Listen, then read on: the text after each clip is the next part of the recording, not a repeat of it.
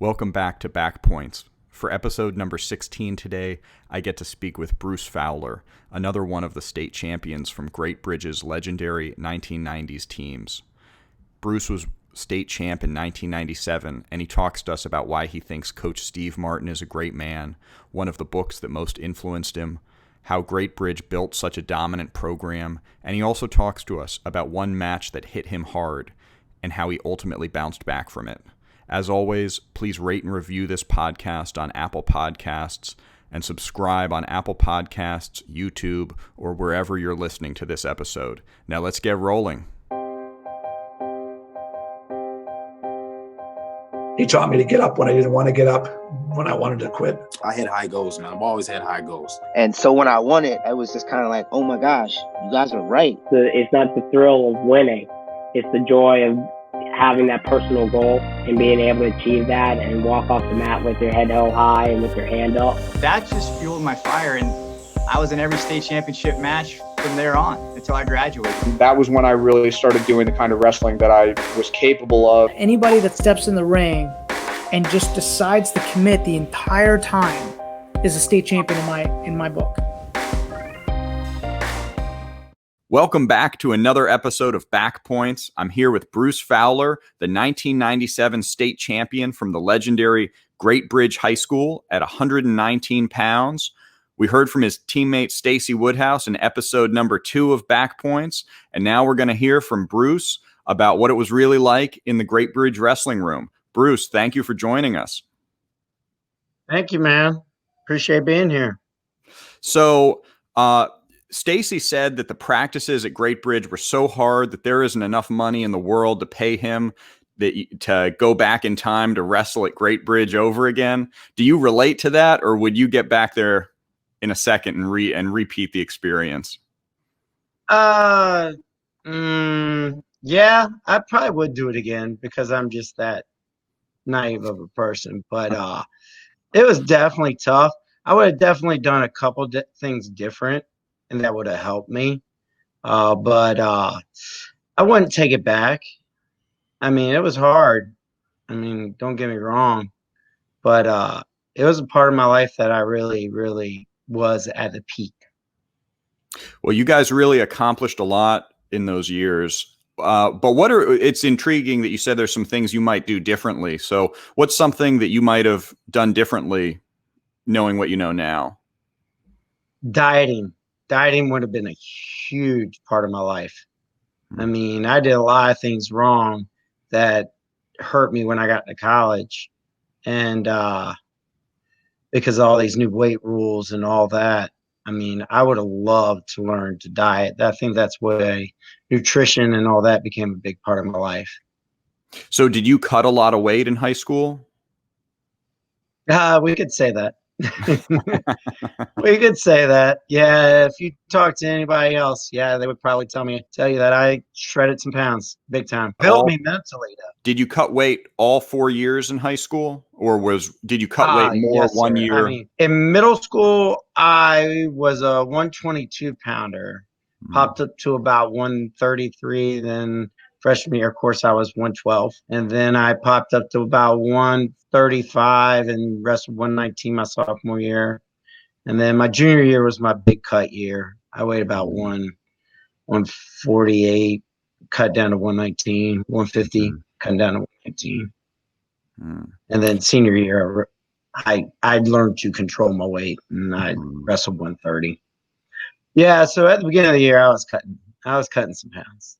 I guess so. I was the big cutter, especially my junior year. So in retrospect, you might have still lost the weight, but you would have done it in a more intelligent way. You're saying you would have. Oh yeah. I definitely would have done it in a different way. Mm-hmm. If I can praise anything on kids and what I teach my kids now, I teach them about nutrition. That you can eat 6 times a day and still lose 20 pounds. 20, 25 pounds, and you can do it and shred yourself up. Then you don't lose the tissues and your muscles and all that. So tell me about your experience at Great Bridge. Did you go through the Great Bridge feeder program in middle school as well? Well, there wasn't really an elementary program, but I moved to Great Bridge in 4th grade. And I moved from Portsmouth. So I went through a big culture change. But by sixth grade, I was in fifth grade, I went up for one practice to a club practice. Didn't go back. Went back to playing soccer. And then sixth grade, I decided to do it again. And old man pulled me aside. And that's Billy Martin Sr. And he really made me fall in love with wrestling. I learned, a lot of stuff from him. And then I wrestled seventh grade, eighth grade with Stacy. Me and Stacy both arrived in the wrestling room in sixth grade or seventh grade. And then we all wrestled together. I mean, me, him, Putman, Charlie Holtum. I mean, you name them. Some people don't remember Gary Harper, but he was Michael Harper, it's his brother. We had a lot of people in that middle school room. I mean, our eighth grade year, I think we had 13 out of 14 weight class finalists for middle school. We had a big duel like that filled up, standing room only, our middle school versus Grundy. Wow. Yeah, and it was a battle. I think we lost by like 1 point or something like that. That was when Scott Justice, Luke Owens, all those boys were wrestling. So Billy Martin Sr. gave you some special attention early on and kind of introduced you to really loving the sport. Oh, yes, sir. Yes, sir. Most definitely. Him and Smith, Doug Smith were big people that started me out. He sat with me at club, and I never even really worked on my feet. All I did was rolls and shrugs and Granbys and everything like that. And then I started getting work on my feet with Smith. Billy Martin Sr. was a really big part of me wrestling. So talking to Stacy Woodhouse, he was telling me how it was a real full immersion in the Great Bridge coaching experience. He learned everything from the people in the room in Great Bridge.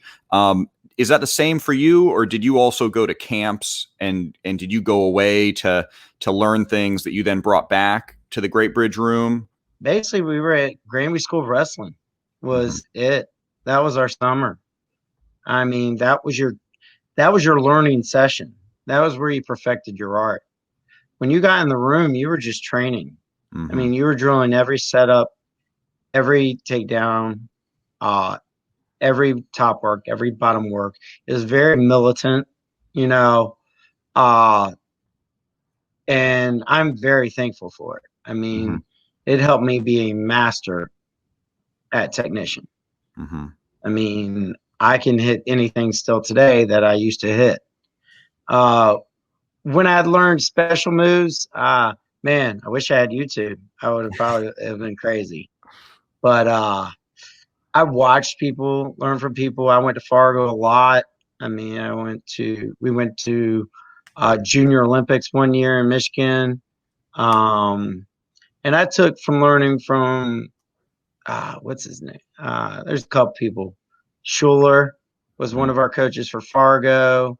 Hazard was a coach of mine for, helped me out through Fargo and stuff like that in training camps. But I have to say what really built me was my wrestling partners.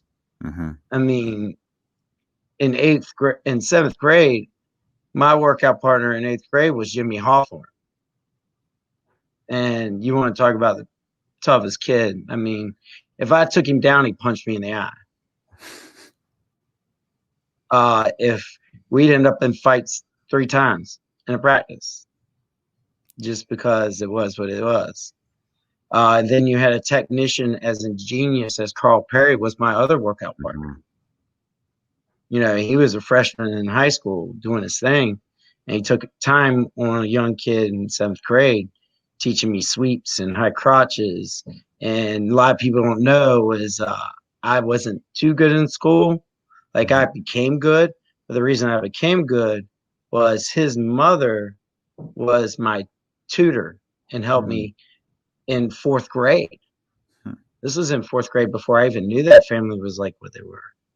She was my tutor. I used to go to her house and I would watch them wrestling, him and Adam and his brother Matt wrestling while I'm doing work and just cut eyes at it. So I had a lot of opportunities and a lot of people around me that helped build who I was.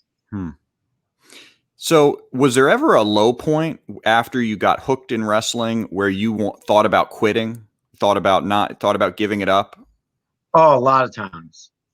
A lot, especially as much weight as I cut. And, you know, I mean, once 9th grade started, I don't even remember a Thanksgiving dinner or Christmas dinner or, you know, I'd be helping in the kitchen, but, you know, all I wanted was the turkey leg because that's all I could eat for tomorrow. And I still, to this day, that's pretty much the only thing I eat. That's all I want is the turkey leg. But I wouldn't change anything of it. But like I said, I cut weight wrong. I mean, a lot of times. And that's on me, nobody else. But the help that Steve and Chris Smith and Wayne, especially, you know, and Steve. And Steve was like another dad. You know, as much as I'd break down and just want to be done with it, he'd just be like, dude, you're going to get through it, you know, even if he didn't say it in that manner. But it was really, really a confidence booster. And then you had people like Mark Strickland coming in the room and helping you, and Jamie Kelly, rest his soul, you know, and Carlos Eason, Matt Small, Stacy talked about. I mean, we had a lot of mentors that were older than us that would come back in the room when you were breaking at your lowest point. I'm talking lowest point being them picking me up off the mat, putting me on the aerodyne, and then me trying to swing at everybody and fight them all. And just be there for you. You know what I mean? So for me, it was a family, you know, it's family like a family I have now, how I try to build my family. Yeah, that's great. I think a lot of guys go through these low points, and I think from the people I'm talking to, weight cutting is a big part of it. You know, the weight cutting really takes a toll. Yeah. On a lot of folks. Yeah. Weight cutting and mental prepping yourself mentally is a key in not believing in all these brackets. And I teach my wrestlers right now. I say, don't look at a bracket. Don't look these kids up. Why are you going to you train hard enough? Why are you going to give anybody pride? Have pride in yourself. You let the coach worry about that. Coach comes over to you and says, hey, you know, low ankle ain't working today. Hit a sweep. I don't tell you that he's good at defending it. I tell you what you need to do, not anything you need to defend or be worried about. Stay in a good stance. You know, hey, shots might not be there. Let's counter. That's just letting the wrestler know, all right, I'm looking for my counters. Steve, with us, it was go, go, go. I mean, I don't think when I was in school that anybody was more conditioned than me. You didn't want to go. I would have went an hour wrestling you, even if I was losing. It was just that mentality that was brought into me. I don't care how many times you take me down.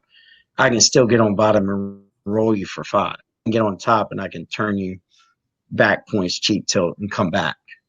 I mean, I won a lot of my matches from behind, especially freshman and sophomore year. So tell me about your freshman and your sophomore year. How did those years go for you? Well, my freshman year was pretty good. I cut my weight. I wrestled 113. I think I placed 5th or 4th, something like that. I thought I was going to start. I beat a junior off the team. Luckily, I had Carl Perry as a workout partner, which was phenomenal to have. I wrestled some top kids. I beat the state champ that year at the Hornet Classic. I learned what national kids were like when I got my butt handed to me by a tough kid, and I think it was an Easton kid at Virginia Dulles. I learned a lot. I learned I had a tank. I learned I could beat the best. I learned I could lose to the best. What really helped me was going to Fargo that year after that year, and got to gain a little weight. And I think I placed 8th grade my first cadet year. I think I was 1 round away my freshman year. But my sophomore year was a little rougher, man. I mean, I had a tough weight class. I had Mason and all those boys.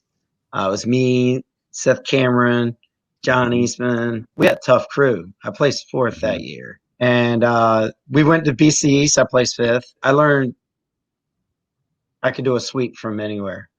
And Stevie, I mean, we spent times, I mean, I would say it's waking up at 5 a.m. and doing sweeps, only sweeps, every setup to a sweep for an hour straight, nothing else. And if anybody was in our room that would learn how you could get at least 500 shots in an hour and you were worn out. And it was drilling, but you would put pressure on and you'd have to finish from a low lift, or you'd have to finish from backside or coming up, shelving, everything. But it was one move. And I think that really helped me in my matches because, and you weren't going to stop it. Freshman year, summer, I spent in sophomore, I got a job at Old Man's picking peaches at the farm. And we'd get there at 6 a.m., pick peaches.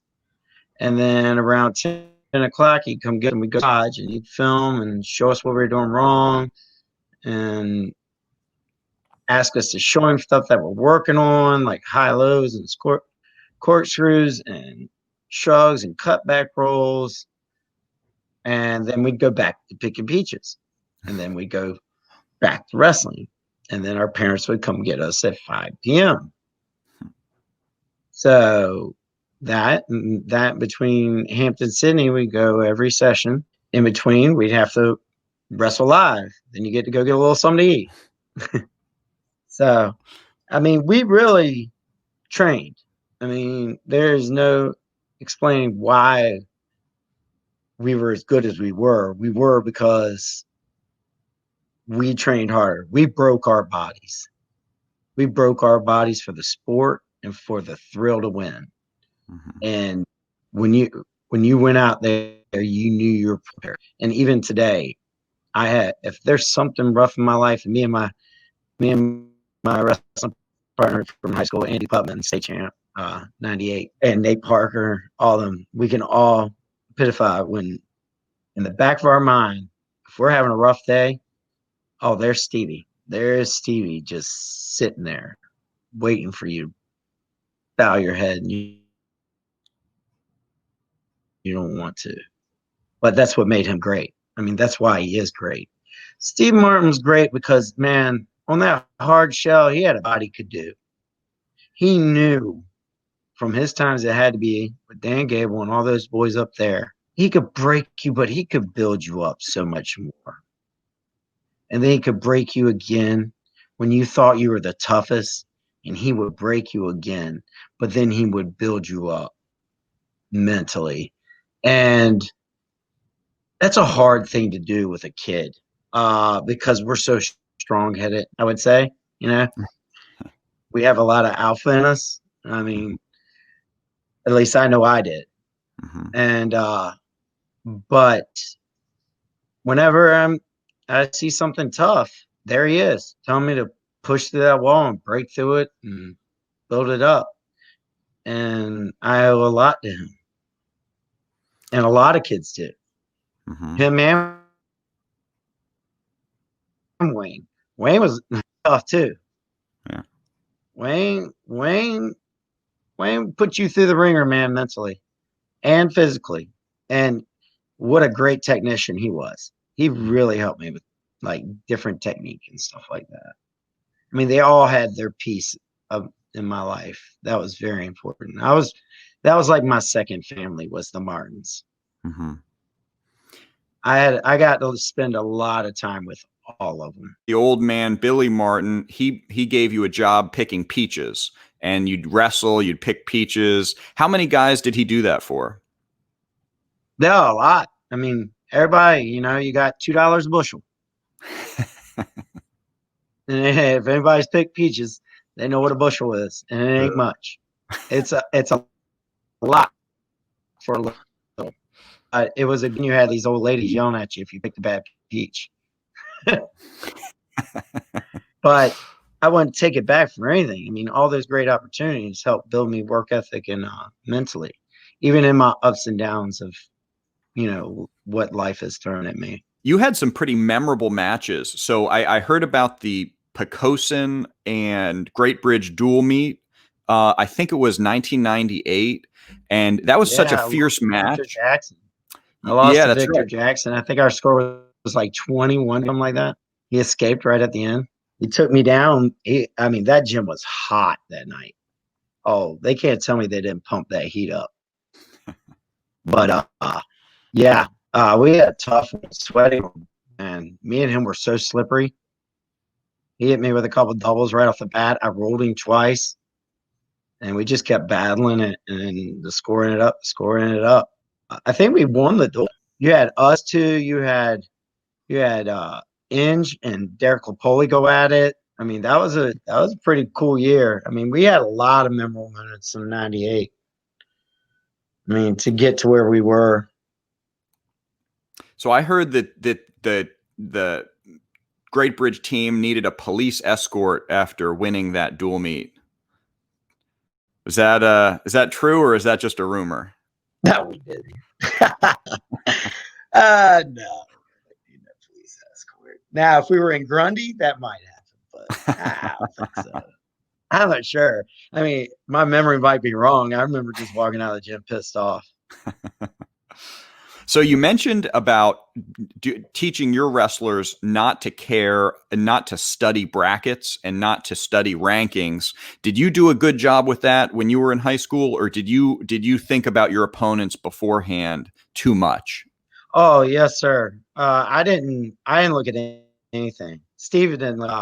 No, he knew I didn't care who they were, what they did. I knew what I had to do. I was very good about that. Like, whenever we went to BC's or Fargo, you can ask any of the kids I traveled with or anything like that. I never looked at a bracket. Mm-hmm. Call my name, I show up to the mat. And I think it helped me a lot. And, you know, maybe I should have stayed a little, you know, when I'm wrestling top 10 kids in the country, maybe it would have helped me a little bit, but I think it would have hurt me.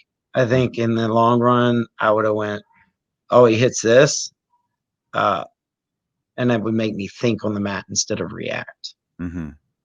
And I try to get and it's hard because now parents have the availability with all the track wrestling and all that. Mm-hmm. And they know every kid and how many matches they had, who their coach is, what butterfly is there in the color.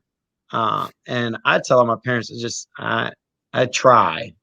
I mean, of course you're not going to because they all have access to it. I try to tell them, just leave them alone when they're there. You know, don't show them who these kids are. Don't, you know, they'll figure it out when they get on the mat. I think it's just better off. Yeah, I didn't look at anything. I didn't care. I was that naive, you know. I think that's a good way to be, you know, and I think the way some people phrase it now, which is not the way I was taught necessarily, but some people will phrase it that, you know, you want to teach them to care more about how well they perform and not about whether or not they're winning or losing. You know, it's all about caring that you do your best and that you wrestle extremely well. And if you do that, you're going to end up winning the most matches. Oh, exactly. I am a strong believer in that. Yeah. I'm like, because you got these kids that are first year wrestlers and they're looking at a win-loss program.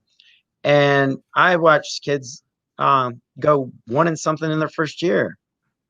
But after they wrestle they wrestle those kids and they get teched. Mm-hmm. And then we go back and we work on stuff and get better and learn. They come back and they lose by 8 and they're mad at themselves. But I'm like, you didn't get teched. You won by 8. Now let's cut it in half again. You just cut that in half. Let's cut it in half again. Or maybe where do we need to stop them at? Where did they score? What were they doing? Where do we need to get better? We need to get on our feet, or do we need to be aware of just keep wrestling after the takedown? Oh, they're better on their feet. So let's get good on our bottom. So as soon as they take us down, we already have a move in place and realize that they can get the 2 takedown, but we can roll them for 5 and we're up 5-2. So I have some kids right on top. I'm like, keep it close till you get on top. Go 0-0 in the first period. Stay in a good stance. Beat them up. Wear their shoulders down. Do something. Then get on bottom, get your escape. Then again, get in a good stance. And then we get on top. So how did you think about goals when you were in high school? Did you have a goal specifically of winning the state tournament, or did you want to win at Fargo? How did you think about goals back then? I wish I would have had more training goals. I think I kind of lived more just like crazy. I mean, I hate to use that word, but I really did. I mean, ultimate goal was state title. Ultimate goal was me to be best in the nation. I wanted to beat everybody. I wanted the best challenger. I never shied away. And they knew I was coming at them every time. At the bottom of the day, I never shied away from anybody. Goals wise was to win. Do anything to win. And if that meant training the hardest, if that meant cutting the most weight, if that meant, beating myself up, let's do it. Mm-hmm. Who do I need to grab? Who do I need to do? And I think that mentality was a little bit different than most. Wins or losses. I mean, of course I did, but you know what I mean? I'd want to wrestle you again if I lost. Mm-hmm. And I'd want to do it right then and there, but I wasn't able to in most matches, So, I mean, I think I really did want to win Fargo. I did some things wrong out there and stuff like that it didn't happen for me. I won Junior Olympics, which was a huge win for me, and beat a bunch of kids. I think our Virginia team even placed top 2 when we were there. There was a bunch of us Great Bridge boys on there. And then I had a good tournament at high school nationals where I was 1 round away. And if I probably didn't strain my MCL, blow up my knee in the quarters against Giat, ended up in the finals or, placed in the top 3. Mm-hmm. But stuff happens, and but I wrestled the rest of the tournament with a blown up knee. But other than that, nah, my goals are set. Through failure, there's a success on the end just through a learning opportunity. I said failure is not failure. Failure is a learning failure. So I want to ask about your senior year. So you had a tough match. You obviously had a very successful year. You made it to the state finals, and I think this was your senior year where you ended up losing to Abrams, yeah. Yeah, Abrams in the finals. Was that just a question of you not performing up to your ability? Did he improve significantly? What happened with that? Well, tech faulted him. I tech faulted him at the Virginia Duels, and then we got to the finals, and I'm not throwing anything on it, but I got to blame it on myself. I should have done a takedown, let up game. You know what I mean? I left it close. I think there were some back points at it. If you go back on it, I should have had that I didn't get. I got some, but I should have let him go in the third and took him down 4 times. Basically, I'm not going to say why I wrote him, but that was it. That was it. If I would have wrestled him next week, I would have fought him. But, that hit me kind of hard. But, I ended up right after that going and wrestling. And he had a good match. He kept it close. You know what I mean? Held onto my elbows, let me wear and tear and all this stuff. He wrestled smart. But I should have just kept letting him go and taking him down. I mean, it's basic. Would it have been tough then? Nah. But, a lot of people when I was in high school, so when you got those colleges looking, and they want to see you ride. And I slipped, fell over him, and that's all I can say about it. I mean, I don't really think he did anything special to beat me. I think he beat me. He beat me. And there was one point I was out. So I can't let what I tell my wrestlers this: you got to learn from it. You lose it, you lost. Don't blame it on anybody. Blame it on yourself. You were on the mat. You can control the issues on the mat. And there's a lot of things I could have done differently. But then I went on to Virginia All-Stars and beat the New York state champ, the Maryland state champ, the PA state champ. I teched. So one match doesn't define. It was one I would like to get back. Oh, most definitely. But there's a lot of matches I'd like to get back. I'm just not going to get them back. That's the beauty of wrestling. With all those matches, there are things where we're all going to regret. We wish they'd gone a different way, but it's all about learning from them and improving on yourself and growing. Yes, sir. Yeah, most definitely. When you're advising young wrestlers now on how to become great, how to win a state title, how to progress in the sport, what are some of the things you tell them? First of all, get a stance. I don't care what kind of stance. It could be an open stance. It can be a close stance. And gymnastics. Learn to be agile. Learn to fall. Learn to roll around. Don't get so dependent on, am I going to go to my back? Learn to roll through it. I tell my young wrestlers, aggressive wins. Can you be aggressive? Are you not afraid to make contact with your head? That's the first contact. Head. Get it in position. Then you can start getting tie-ups. Let them make the mistakes. Stay in good position. Learn how to use your body weight. And that only helps the young ones. But then you have your athletes that are real young. And with them, I'm like, tap, tap, go. Tap, tap, go. And run through it. Run through it like a brick wall. And I do a lot of, they're running in because they really don't know how to be partners to each other until you teach them all those things. Then they can learn to be partners. You know what I mean?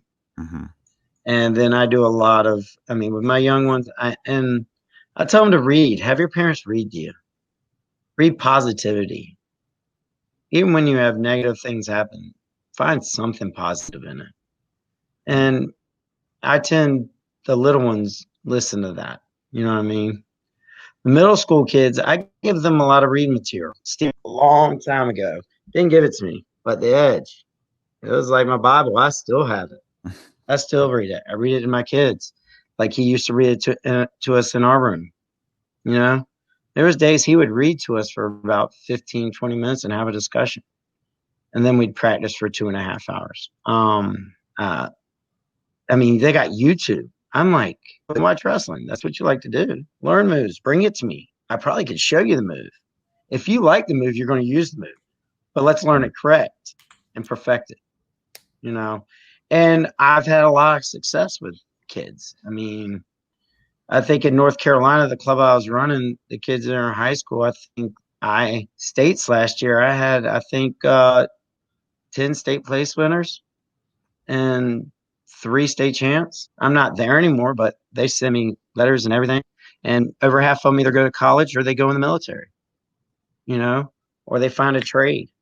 I'm not all about you got to go to college, with these skills I'm giving you mentally and physically, you're going to overcome anybody. If you want to be a ditch digger, be the best ditch digger, then become its superior. I really appreciate the time you're spending tonight. This is the next generation is going to benefit tremendously from the hour you've spent with us. Thank you, man. Thank you. I enjoyed this opportunity. I've always wanted to kind of talk and share what I've went through. I mean, and I think Stevie, Wayne, Billy, Doug Smith, Chris Smith, Carl. I mean, the list is endless for me. Chris Bassnight. I mean, Nate Parker is junior year, or senior year. Andy Putman, which was a huge, and he's still my best friend today. And this sport has given me everything. Stacy's another one, man. I mean, his brother Travis. I mean, the list goes on, and the families that were involved, and the moms and dads that stuck through us and saw us sunken face and all. And even my national, and even in college, Keith Moreland. I mean, things didn't end well, but it was another step in my life. And Bucknell's coach now, he was the assistant coach there. I had a lot of people in my life that showed me a lot of ways, and maybe I didn't take their path, but now I'm raising 3 kids. I have one that's already in a profession, and I got 2 little ones that we're getting ready to have junior cheerleaders and hopefully get into nationals. So the things we're doing are good, and good things happen when you build stuff around you with good people, even when you don't make the decisions sometimes. Well, I think imperfections are the best. I said imperfections are the best. I think we can all relate to that. Thanks for listening to Backpoints today. If you want to support the show, please subscribe on Apple Podcasts, Spotify, YouTube, or wherever else you find the show. Also, it helps us if you give the show a rating on Apple Podcasts and leave a review. Feel free to also make a donation via Patreon at patreon.com/backpoints. Thanks, and see you next episode.